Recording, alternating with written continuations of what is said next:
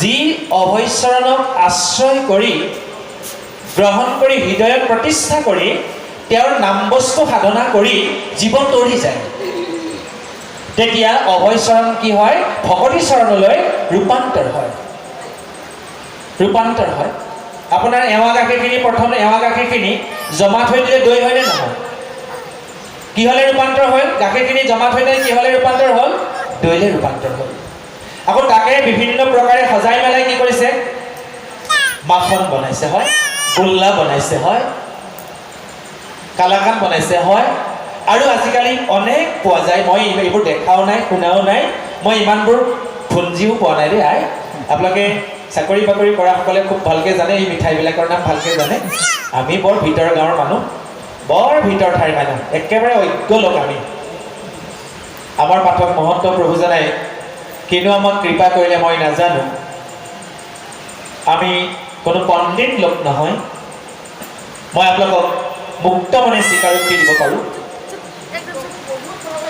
আমি কোনো ভাষ্যকাৰ নহয়, আমি কোনো ব্যাখ্যাকাৰ নহয়। ৰিজু পাঠক প্ৰভুজনাই চিঠিত ব্যাখ্যাকাৰ শব্দটো লিখিছে, মোৰ গাৰ নোম ডাল ডালিছে। মই যেতিয়া চিঠিখন হোৱাটছএপত পাওঁ, মই তেখেতক কৈছিলোঁ, পুৰন্দৰ হাজৰিকা মংগলয় আৰু একো নিলিখিব।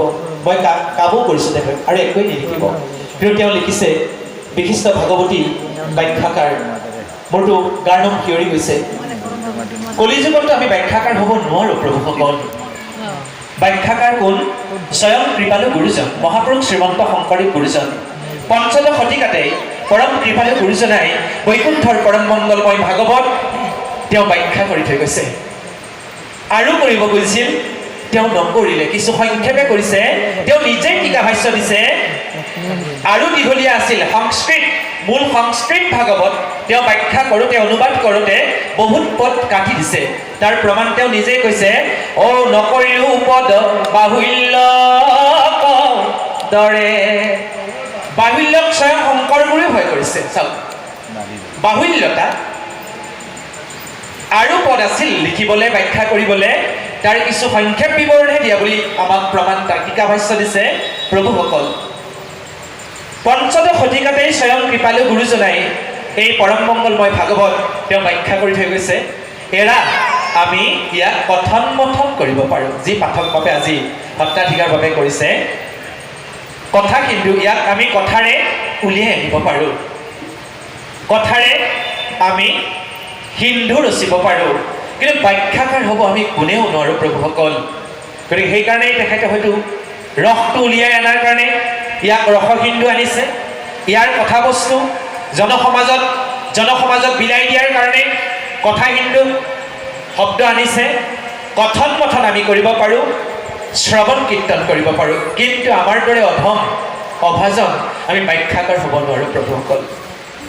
আমি কোনো গৱেষক নহয়, আমি কোনো সাহিত্যিক বা বিদগ্ধ পণ্ডিত নহয়, আমি আপোনালোকৰ দাস মাত্ৰ। আপোনালোকে যেন আমাক সদায় আপোনাৰ খবৰ চৰণৰ তলত ঠাই দি ৰাখে। আয়ুস যেতিয়ালৈকে ঈশ্বৰে দিয়ে, শ্বাস প্ৰশ্বাস যেতিয়ালৈকে মোৰ থাকে, তেতিয়ালৈকে যেন কৰ্ণে কৃষ্ণ কথা শুনিবলৈ পাওঁ, এইখন মুখেৰে কৃষ্ণৰ গুণানুকীৰ্তন কৰিব পাওঁ, এই নৰদেহটো যাতে সাধু সংগত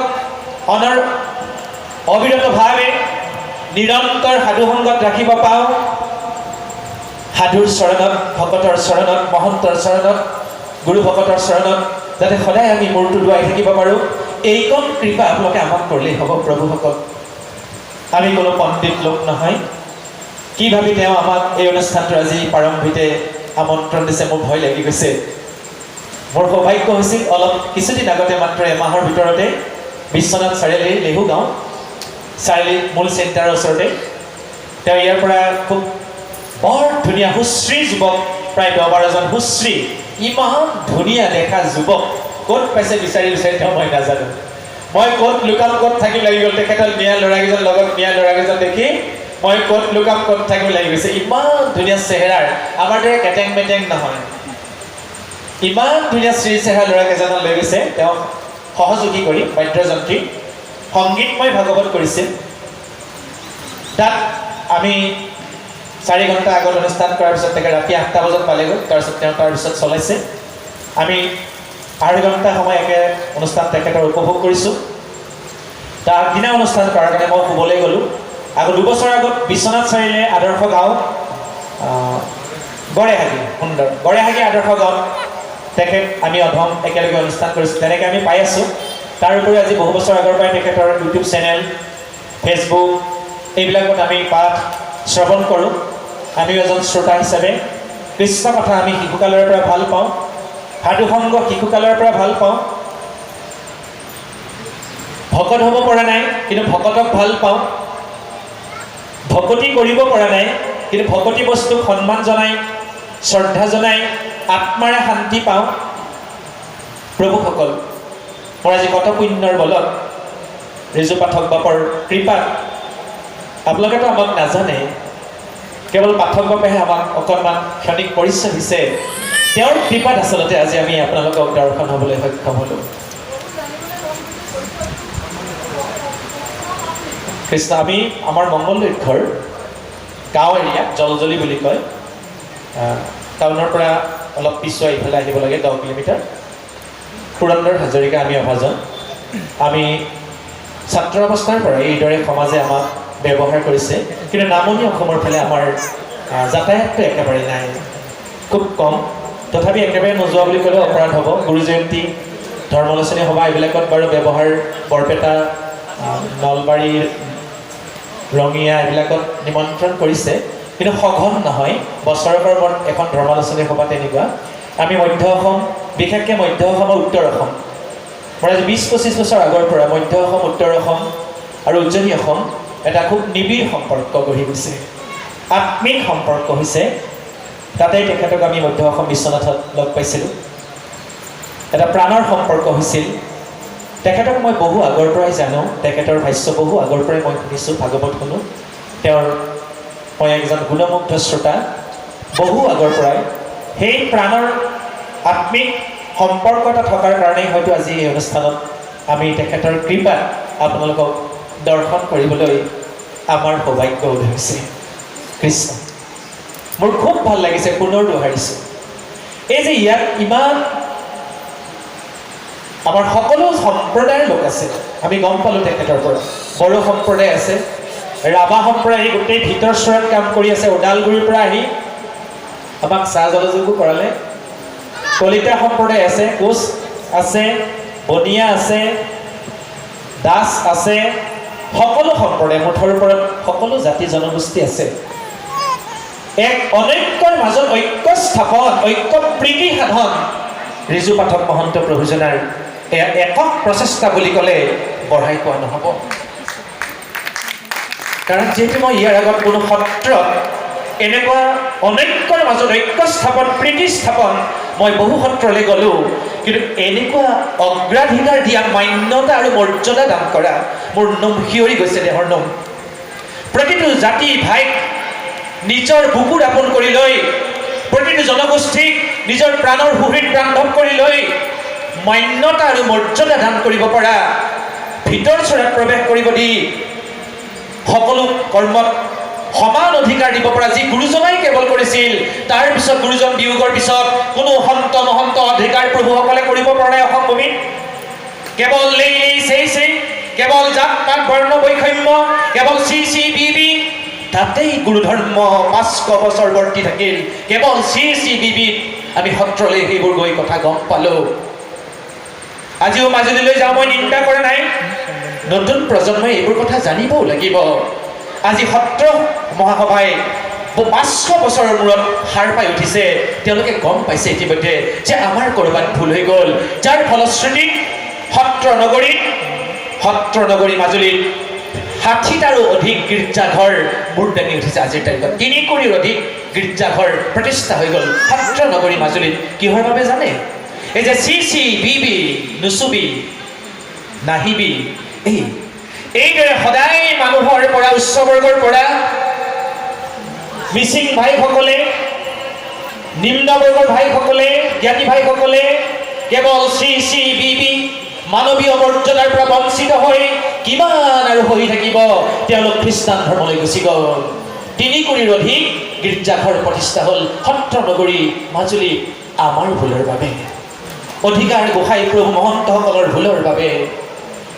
তাৰ বিপৰীতে যেন ৰিজু পাঠক মহন্ত গোসাঁই প্ৰভু ঈশ্বৰে এক নতুন যাত্ৰা সংস্কাৰী যাত্ৰা মোৰ দৃষ্টিত সংস্কাৰী যাত্ৰা আৰম্ভ কৰিছে অকলে নহয় আপোনালোকক লগত লৈ মই ভাবো অসমৰ ভিতৰত এখন উত্তৰ বেটনা শ্ৰী শ্ৰী শংকৰদেৱ সত্ৰ এখন বৰ্ণ বৈষম্যহীন সত্ৰ হিচাপে প্ৰতিষ্ঠা হ'ব অদূৰ ভৱিষ্যতে খুব কম সময়তে সাংবাদিক ইয়ালৈ আহিব তেওঁ ইতিমধ্যে বহুত সাংবাদিকৰ আগত ইয়াৰ ভাষ্য দিছে খুব কম সময়তে সাংবাদিকসকল আহিব আৰু এইখন সত্ৰ হয়তো প্ৰথম বাটকটীয়া হ'ব অসমৰ সত্ৰভূমিৰ ইতিহাসত অসমৰ সত্ৰ পৰম্পৰাৰ ইতিহাসত শংকৰ গুৰুৰ ইতিহাসত প্ৰথম সত্ৰ হিচাপে পৰিগণিত হ'ব জাতি বৰ্ণ ধৰ্ম নিৰ্বিশেষে বৰ্ণ বৈষম্যবাদ শূন্য সত্ৰ হিচাপে প্ৰতিষ্ঠা হ'ব মই আশাবাদী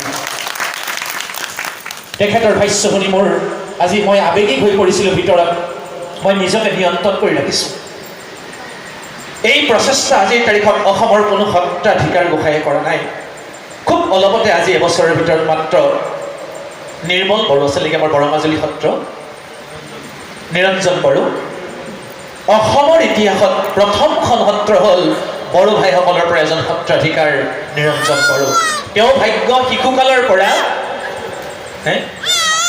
সুন্দৰ আহিব প্ৰভু ঈশ্বৰ হৰে কৃষ্ণ প্ৰভু ঈশ্বৰ ওৰেতো জীৱন গুৰুজনাৰ সাধনাত ব্ৰতী হ'ল ওৰেতো জীৱন গুৰুজনাৰ ভক্তি সংস্কৃতিত কৃষ্ণ সংস্কৃতিত নিজকে উৎসৰ্গা কৰিছিল আৰু তেওঁৰ লগত শিশুকালৰ পৰা নিৰঞ্জন বড়ো প্ৰভুজনা শিশুকালৰ পৰাই থাকি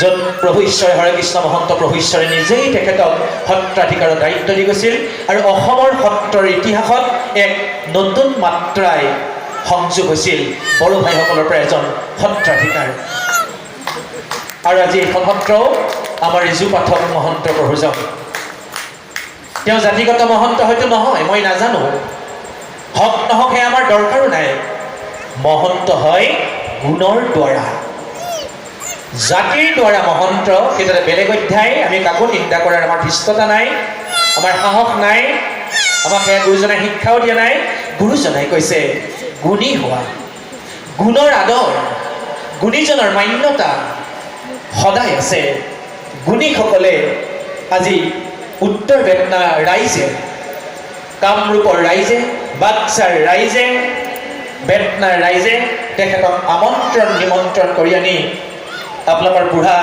ভকতসকলে শ্ৰদ্ধালু কৃপালু বাপসকলে নিৰ্মালি দান কৰিছে শেষত বৰপেটা সত্ৰৰ যিটো সত্ৰ পৰম্পৰা নীতি সেই পৰম্পৰা ৰক্ষা কৰি আমাৰ বৰপেটাৰ প্ৰভু ঈশ্বৰেও তেওঁক নিৰ্মালি দান কৰিছে তেওঁ এতিয়া এজন সত্ৰাধিকাৰ প্ৰভু ঈশ্বৰ এইকাৰণেই ভাল লাগিছে তেওঁ সত্ৰাধিকাৰ হৈ যিটো অধিকাৰ বুলি ক'লে যি ভাৱ মানুহৰ মনলৈ আহে তেওঁৰ ওচৰলৈ যাবই নোৱাৰি কাৰণ আমি বিভিন্ন সত্ৰত গৈ গম পালোঁ সত্ৰাধিকাৰ ওচৰলৈ যাবই নোৱাৰি সহজেই নহয় যিকোনো জাত পাতৰ মানুহ সত্ৰাধিকাৰৰ কাষ চাপিব নোৱাৰে দূৰৰ পৰাই সেৱা ল'ব নোৱাৰি লাগিব চুবও নোৱাৰি তাত কিছুমান নীতিগত কথা আহে কিন্তু এইখন সত্ৰ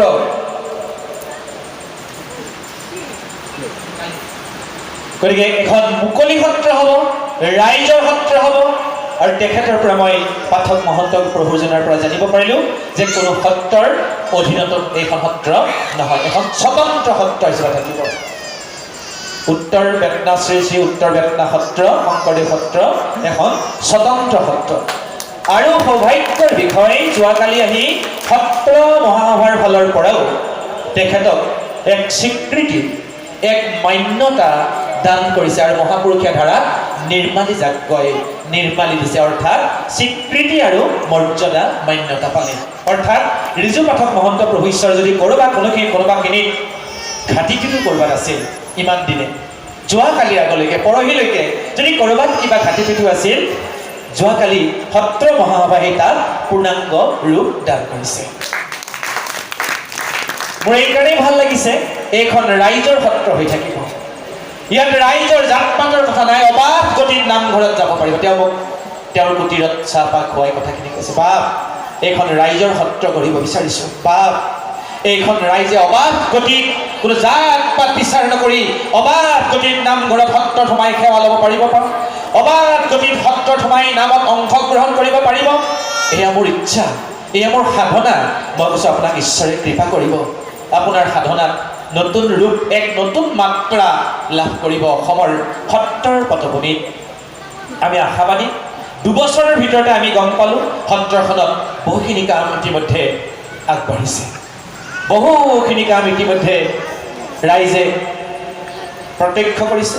ৰাইজৰ চেষ্টাত আমি আশা কৰিছোঁ খুব কম সময়ৰ ভিতৰত তেওঁ আৰু কেইটামান কথা চৰকাৰৰ লগত লাগি আছে।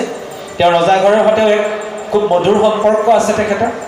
গতিকে আমি আশাবাদী আপোনালোকৰ এই সত্ৰখনৰ যি অভাৱ অভিযোগ আছে, এয়া খুব কম সময়ৰ ভিতৰত ৰাইজৰ অভাৱ অভিযোগ দূৰ হ'ব। তেখেত ৰজাঘৰৰ পৰা সেই সৌহাৰ্দ্য, সেই আস্থা ইতিমধ্যে তেখেতে লাভ কৰিছে। প্ৰভুসকল, আমি আপাহতে আমি বহুত বাহিৰলৈ যোৱা নাই সত্ৰখনৰ উন্নতিৰ কথা, সত্ৰখনৰ সৰ্বাংগীন উন্নতিৰ কথা, সত্ৰখনৰ সমস্ত জাতি বৰ্ণ ভাষা ধৰ্মৰ এক মুকলি প্ৰৱেশ, মুকলি স্বাধীনতাৰ কথা তেখেতৰ পৰা গম পায়। সেই কথাখিনি আমি ৰাজহুৱাভাৱে অৱগত কৰিব পাই নিজকে মই আনন্দ লভিছোঁ।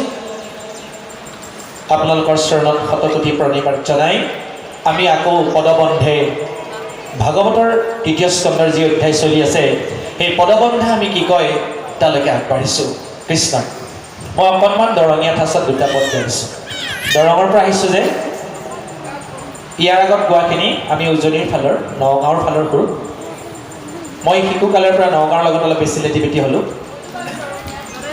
হয়, গতিকে যিহেতু আমাৰ পূৰ্বৰ পৰাই কামৰূপ, অবিভক্ত কামৰূপ দৰঙৰ সৈতে একাত্ম হৈ আছিল, আমি অকণমান দৰঙীয়া ঠাচত পঢ়িছোঁ। অ মই বৰ তিনিও আচন্তৰহি তথা কাৰো কেৱে কাণ পাতি অনুশুনন্ত কথা।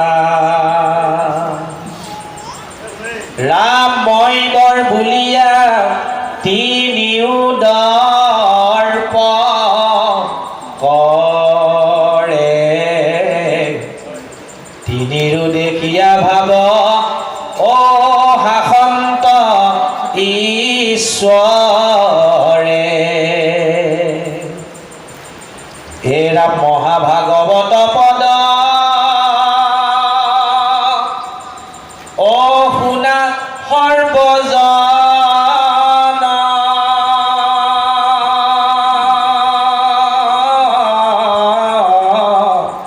ৰাম ৰাম অজল ভূত ভূত যেন অথিৰ জীৱ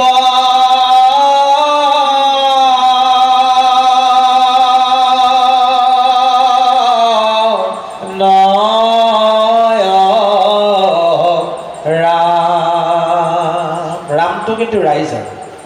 ইয়াৰ পিছত এবাৰ দিবনে ৰাম? ৰাম বুলি ক'ব। কেতিক্ষণে পৰে প্ৰাণ ৰাম তাৰো নাহি থিতি,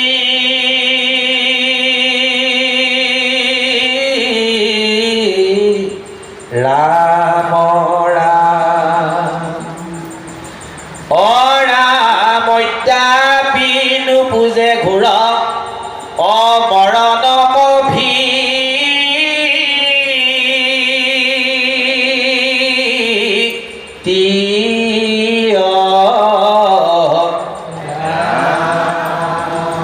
ধন্যবাদ আৰু সেৱা জনাইছোঁ। আৰু অলপ ভালকৈ ৰাগটো দিব। সকলোৱে দেখিছে, কিন্তু কিছু সংকোচ আছে, কিছু লাজ লজ্জাভাৱ প্ৰকাশিত হৈছে। একদম ঈশ্বৰৰ নাম মুক্ত কণ্ঠে গাব লাগে। ৰাম, য'ত সংকোচ নাথাকিব। হৰি কৃষ্ণ। গুৰুজনে কৈছে মুখ ভৰি লৈও না। পদত পাইছে নহয় আপোনালোকে? কেনেকৈ নাম ল'ব দিছে আমাক? মুখ ভৰি লৈও নাম। কি মুখ ভৰি? তামোল এসোপা খাই যে পকাই থাকে সেইটো মুখ ভৰিৰ কথা কোৱা নাই। ৰাম, য'ত জড়তা নাই, দ্বিধা সংকোচ নাই, হৃদয়ৰ আকুল আহ্বান হৈ আহিছে, আত্মাৰ আহ্বান। আত্মাই বিচাৰে আত্মাৰ খাদ্য। ৰাম, আত্মাৰ বিননি আমি শুনিব পাৰিব লাগিব। আত্মাৰ সপোন আমি বাস্তৱত ৰূপ দিব পাৰিব লাগিব। আত্মাই অনবৰতে বিচাৰিছে কেৱল নাম লাগে তেওঁ। শৰীৰৰ খাদ্য ভোজন বুলি কয়। ভোজন কৰিলে, পুষ্টিকৰ আহাৰ ভোজন কৰিলে মানুহৰ শৰীৰ বলৱান হৈ থাকে, শক্তিমন্ত হৈ থাকে। এইটো শৰীৰৰ খাদ্য। নামটো কি? ভোজন, এটা শব্দ। আত্মাৰ খাদ্য, যি খাদ্য খাই আত্মা তৰি যাব, সেই খাদ্যটোৰ নাম কি জানে? আখৰ তিনিটা একে, ওকাৰডাল নাই। ভজন। ভজন আৰু ভোজন। ভোজন হ'ল দেহৰ খাদ্য, ভজন হ'ল আত্মাৰ খাদ্য। এতিয়া আপোনালোকে দেহৰ খাদ্য খোৱা নাই, এতিয়া কিহৰ খাদ্য খাই আছে? আত্মাৰ খাদ্য খাই আছে। কওক কওক।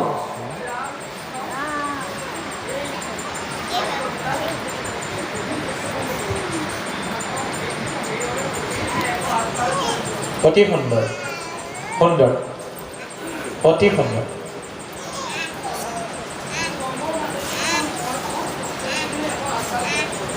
আপুনি যে জপ কৰে, মাধৱদেৱে কি লিখিছে জানে? যিয়ে নাম ৰাম আৰু কৃষ্ণ হৰি লয়, হৰি হে ন, হৰি হে নইটো দুগুটি অক্ষৰ,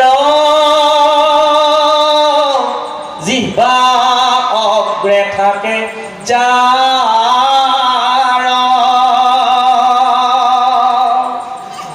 গংগা গয়া কাশী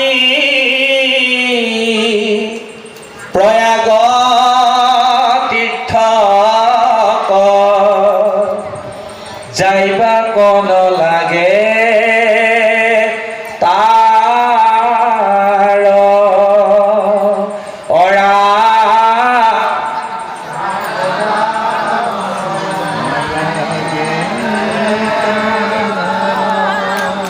আমি অকলে গাই থাকিলে নহ'ব নহয়, মইতো জানিব লাগিব আপোনালোক আমাৰ লগত একমত হয়নে নহয়। কৃষ্ণ অপাৰ মহিমা, ৰাম কৃষ্ণ হৰি বিষ্ণু অপাৰ মহিমা। যি নাৰদে কৈ গৈছে, হৰি নামেইব হৰি নামেইব হৰি নামেইব কেৱলম, কলো নাস্তেব নাস্তেব নাস্তেব গতিৰন্যথা, কলি নাম ব্যতিৰেকে অন্য গতি নাই নাই নাই। কি বুলি কৈছে? অ নাৰদে দিলন্ত তিনি কত পা, ইহাক নমানিবে কোন লপা। মিছলীয়া, কোন ঠগবাজি, কোন মিছলীয়া আছে? নাৰদৰ তিনি সত্য, তিনি অংগীকাৰ পালন নকৰা, অংগীকাৰবদ্ধ হৈ গৈছে। কলিযুগত ৰাম নামে সাৰ, হৰি নামে সাৰ। যিমান পাৰি নাম ল'ব লাগে, যিমান পাৰি উঠোতে বহোতে খাওঁতে লওঁতে শুওঁতে পথত ভ্ৰমণ কৰোঁতে নিত্য কাৰ্য দায়িত্ব কৰ্তব্য পালন কৰোঁতে কেৱল কণ্ঠত নাম ৰাখক। হাতে লিখিছে, অফিচাৰজনৰ হাতেহে লিখে, শিক্ষকে বৰ্ডত হাতে লিখি পঢ়াই শিকায়, কণ্ঠই লিখে নেকি? কণ্ঠইটো নিলিখে। হয়, চাকৰিয়ালে বহীত লিখে, অফিচৰ বহীত লিখে হাতেৰে, কণ্ঠই লিখে নেকি? নিলিখে। খেতিয়কে হাল বাই কোৰ মাৰে, হাতেৰে কোৰ মাৰে, কণ্ঠইটো কোৰ নামাৰে। ট্ৰেক্টৰ বাই, মানুহজনে ট্ৰেক্টৰ বাই, কণ্ঠইটো নাবায়। তেতিয়াহ'লে নাম বস্তু কণ্ঠত অনবৰতে গুৰু জনাই দিছে যে তুমি যিয়েই নকৰা, যি কৰ্তব্য দায়িত্ব পালন নকৰা, নামমুখী হৈ কৰা। কৃষ্ণ স্মৰণ, ৰাম বিষ্ণু হৰি স্মৰণ, কৰ্তব্য আৰম্ভ। কৰ্তব্যৰ মাজত পাৰিলে স্মৰণ কৰক, আকৌ কৰ্তব্য সামৰণি, দায়িত্ব সামৰণি, আকৌ কৃষ্ণ হৰি ৰাম বিষ্ণু স্মৰণ, নাম স্মৰণ। কণ্ঠইটো কাম নকৰে। গুৰুজনাই কাৰো কাম বন ক্ষতি যাতে নহয়, কাৰো যাতে অসুবিধা নহয়, নাম বস্তু আমাক ক'ত দি থৈ গৈছে? কণ্ঠ। কণ্ঠত নাম বস্তু যাৰ থাকে তেওঁ কোনো বিপদে লংঘিব নোৱাৰে। গুৰুজনাৰ অমৰ বাণী, অমৰ বাণী গুৰুজনাৰ। যি সদা সৰ্বদা নিৰন্তৰ ৰাম কৃষ্ণ হৰি বিষ্ণু ঈশ্বৰৰ মহানাম, জগত কল্যাণৰ নাম, বিশ্ব মংগলকাৰী নাম, প্ৰতীক জীৱসকলৰ উদ্ধাৰকাৰী যি অমূল্য নাম, নাম মন্ত্ৰ বীজ মন্ত্ৰ বুলি যাক কয়, এই নাম মন্ত্ৰ বা বীজ মন্ত্ৰ যাৰ কণ্ঠত থাকে বিঘ্নিগো নগনি বুলি কৈছে। তেওঁ বিঘিনিয়েও একো কৰিব, বিঘিনি আহিব কিন্তু বিঘিনি উফৰি যাব। সেই সুদৃঢ় ভাৱনা, সুদৃঢ় বিশ্বাসে আমি শৰণ ল'ব লাগিব, যিকোনো শৰণ নহয়। অ সুদৃঢ় বিশ্বাসে সখী লৈও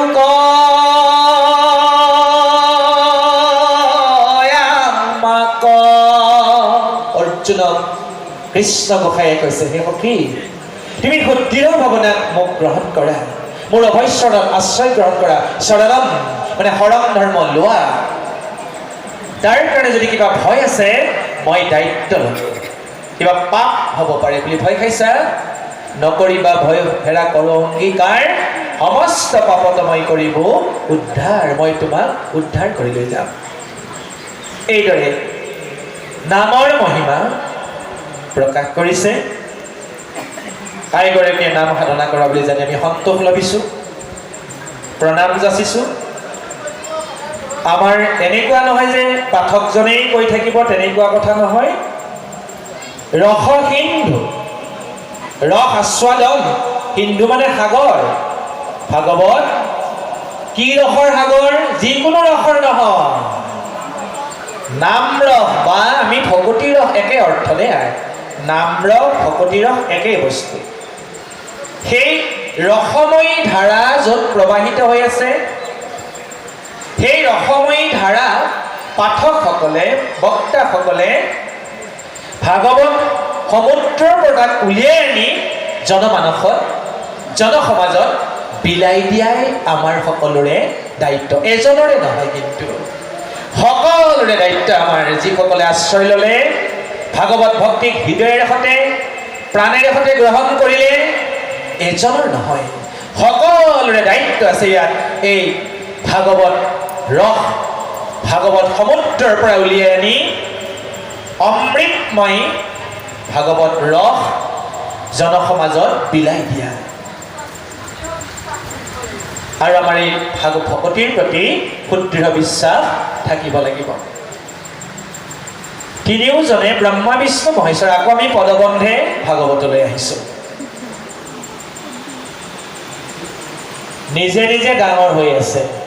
ব্ৰহ্মাই ভাবিছে মোতকে কোন ডাঙৰ, ধেমালি নেকি, সৃষ্টিকৰ্তা মই, গোটেই জগত মই সৃষ্টি কৰিম। গপতে গঙাটোত বুলি আমাৰ ফালে এটা কথা কয়। মাধৱদেৱৰ ভাষাত এইটো আত্মগৰিমা।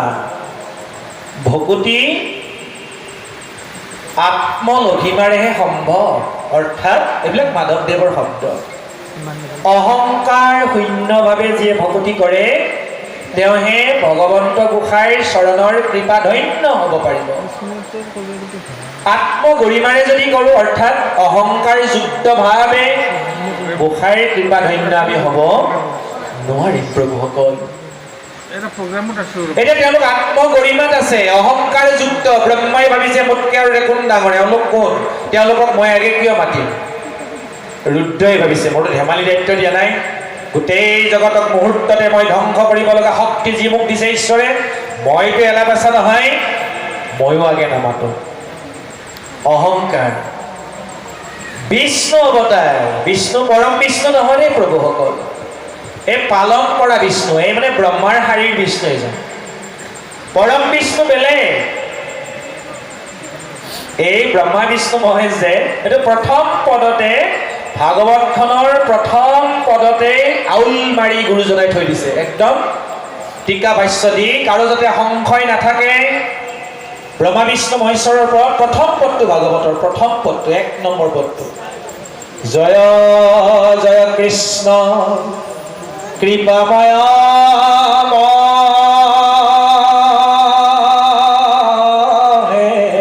মহেশ্বৰ, ও যাৰ আজ্ঞা পালে ব্ৰহ্মা, অজাৰ আজ্ঞাশীৰে বহে ব্ৰহ্মা হৰি হৰ। এই বিষ্ণুয়ে হৰি। দেখিছেনে? এতিয়া সংশয় নাহেনে? হৰিয়েওনো কাৰোবাৰ আজ্ঞা পালন কৰে? কৰে। পালন কৰিব দিয়া সৃষ্টিকৰ্তাৰ শাৰীত থকা হৰিজন পৰম বিষ্ণুৰ আজ্ঞাবাহী হৰি তেওঁ। ব্ৰহ্মা যেনেকুৱা, শিৱ যেনেকুৱা,